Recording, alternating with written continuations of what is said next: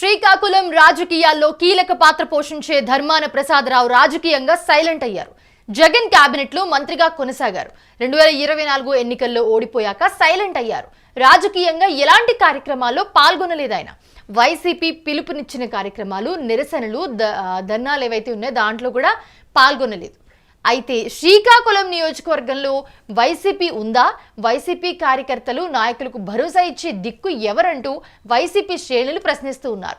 రాజకీయంగా యాక్టివ్గా లేనప్పుడు పార్టీని బతికించడం కష్టమే అని చెప్తున్నారు. అయితే ఇక్కడ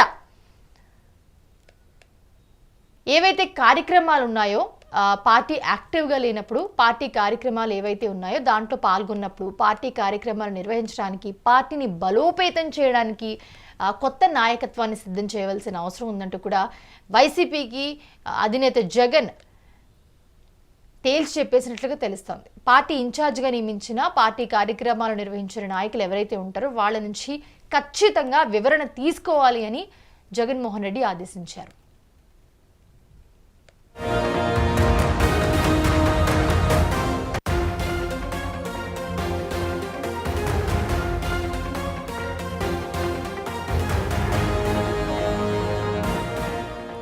ఉత్తరాంధ్రలోని కీలకమైన జిల్లా శ్రీకాకుళం. ఆ జిల్లాకు కేంద్రంగా ఉన్నది శ్రీకాకుళం అసెంబ్లీ నియోజకవర్గం. రాజకీయంగా చాలా ప్రాముఖ్యత కలిగిన ఈ అసెంబ్లీ నియోజకవర్గంలో వైసీపీ పరిస్థితి ఇప్పుడు అయోమయంగా ఉంది. 3 దశాబ్దాలకు పైగా రాజకీయ జీవితం ఆయన అనుభవం. ఒక గ్రామ సర్పంచ్గా పొలిటికల్ ఎంట్రీ ఇచ్చిన ప్రసాదరావు చిన్న వయసులోనే ఎమ్మెల్యే తర్వాత మంత్రి కూడా అయ్యారు. ఇక ఆయన ఇప్పటికీ 5 సార్లు ఎమ్మెల్యేగా గెలిచారు. 4 సార్లు మంత్రిగా కీలక బాధ్యతలు చూశారు. ఆయన రాజకీయ జీవితంలో అధిక భాగం కాంగ్రెస్తోనే సాగింది. 2014 ఎన్నికలకు ముందు ఆయన వైసీపీలో చేరారు. ఆ పార్టీ తరపున 2014, 2019, 2024లలో వరుసగా 3 సార్లు పోటీ చేస్తే ఒక్కసారి మాత్రమే గెలిచారు ఆయన. ఇక 2024 ఎన్నికల తర్వాత తన కుమారుడిని రాజకీయ వారసుడిగా ముందుకు తేవాలని చాలా కాలంగా ప్రయత్నాలు చేస్తూ ఉన్నారు.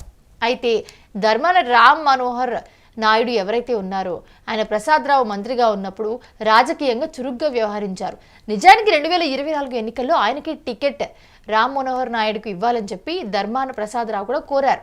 అయితే జగన్ ప్రసాదరావునే పోటీ చేయమని చెప్పడంతో ఆయన అన్యమనస్కంగానే పోటీకి దిగి భారీ ఓట్ల తేడాతో ఓటమి చెందడం పట్ల కూడా ఆయన ఆవేదనతో ఉన్నారని సమాచారం.